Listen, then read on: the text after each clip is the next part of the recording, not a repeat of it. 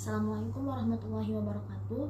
Perkenalkan, saya Nanda Azura, NPM 22082602229. Baiklah, di sini saya akan menyampaikan tugas untuk blok psikiatri yang berjudul sindrom hiperventilasi. Nah, jadi apa sih sindrom hiperventilasi ini?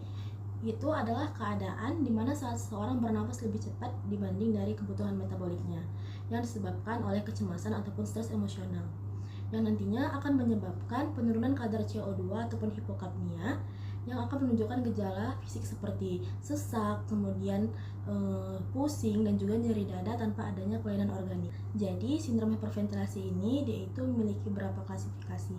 Yang pertama ada sindrom hiperventilasi akut, yaitu episode pernafasan yang cepat yang seringkali dipicu oleh peristiwa stres emosional yang terjadi secara tiba-tiba. Kemudian yang kedua itu ada sindrom hiperventilasi kronis, di mana dia itu pola hiperventilasi yang tidak selalu jelas yang biasanya disertai dengan gejala seperti mendesah ataupun menguap berulang kali.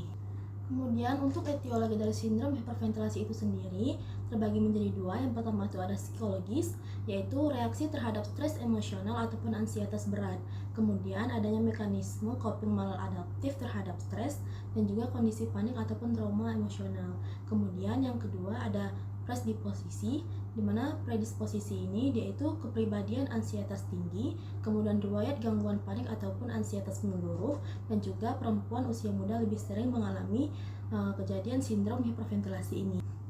Faktor risiko dari sindrom hiperventilasi yang pertama yaitu memiliki stres psikologis yang berat, kemudian gangguan ansietas ataupun depresi, kemudian riwayat trauma psikologis, kurangnya tidur, seperti menggunakan kafein secara berlebihan. Selanjutnya itu ada memiliki riwayat keluarga dengan gangguan ansietas.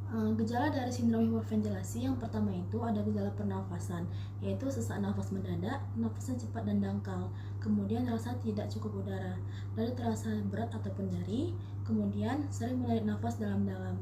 Kemudian ada gejala sistemik akibat hipokapnia, yaitu pusing, kepalanya ringan, kesemutan di ujung jari dan sekitar mulut ataupun parestesia, kerutan otot, kram tangan kaki ataupun tetanya ringan, kemudian pandangan menjadi kabur, perasaan akan pingsan ataupun akan mati.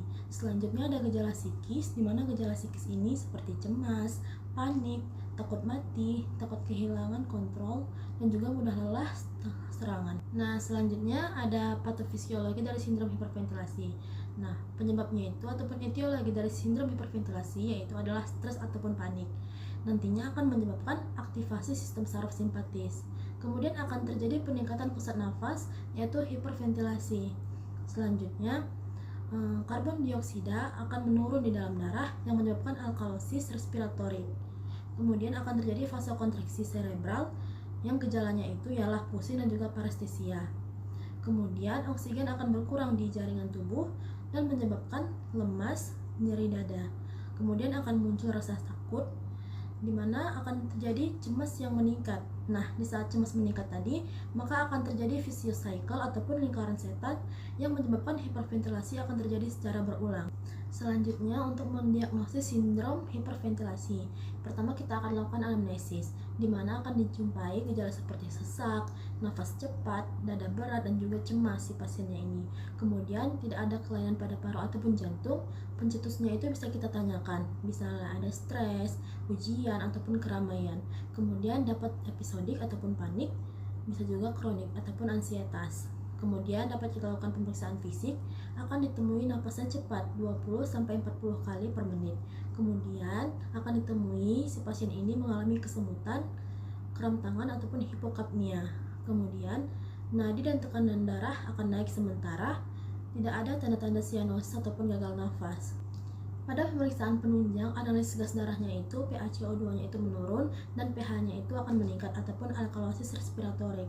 Kemudian untuk pemeriksaan EKG, kemudian rongsen dan juga spirometri itu ditemui normal. Selanjutnya untuk pemeriksaan HAM-A ataupun Hamilton Anxiety Scale, di mana ditemui meningkat ataupun terjadinya ansietas. Selanjutnya untuk terapi, di mana terapi farmakologisnya ini ada benzodiazepin, obatnya itu adalah lorazepam dan alprazolam, di mana dia itu digunakan jangka pendek. Kemudian selanjutnya ada SSRI, di mana obatnya itu ada sertralin, escitalopram, di mana dia itu bila ansietasnya itu kronik. Kemudian selanjutnya ada beta blocker, di mana itu obatnya propranolol untuk mengurangi palpitasi dan juga tremor. Kemudian untuk terapi non farmakologisnya, yang pertama ada CBT, yaitu untuk mengubah pikiran si pasien yang akan mati tadi, untuk mengontrol nafasnya. Kemudian latihan nafas, pernafasan diafragma ataupun retraining. Kemudian relaksasi dan juga mindfulness seperti meditasi dan yoga. Edukasi di mana gejalanya ini tidak berbahaya, hanya cukup hindari stres, kafein, rokok dan juga alkohol. Edukasi dari sindrom hiperventilasi ini kita jelaskan kepada si pasien dan juga keluarga pasien bahwa penyakit ini tidak berbahaya, tapi bisa terasa menakutkan. Lakukan latihan nafas, yaitu teknik 4-7-8, tarik nafas 4 detik, tahan 7 detik dan hembuskan 8 detik. Kemudian hindari menarik nafas terlalu dalam saat panik, fokus pada nafas tenang. Kemudian lakukan latihan pernafasan setiap hari, terutama sebelum tidur. Yang terakhir, jelaskan pentingnya terapi psikologis dan juga farmakologis bila ansietas mendasar berat. Prognosis dari sindrom hiperventilasi ini yaitu prognosisnya baik, terutama bila stresornya itu dapat diatasi dan pasien mau menjalani terapi relaksasi. Kemudian bila tidak diterapi, gejalanya itu dapat menjadi kronik dan menurunkan kualitas hidup si pasien tadi. Kombinasi CBT dan farmakoterapi akan memberikan remisi hingga 80% pasien dalam 6 bulan. Baiklah, ini referensi yang saya gunakan pada materi ini. Baiklah, hanya ini dapat saya sampaikan. Kurang dan lebihnya saya mohon maaf. Wassalamualaikum warahmatullahi wabarakatuh.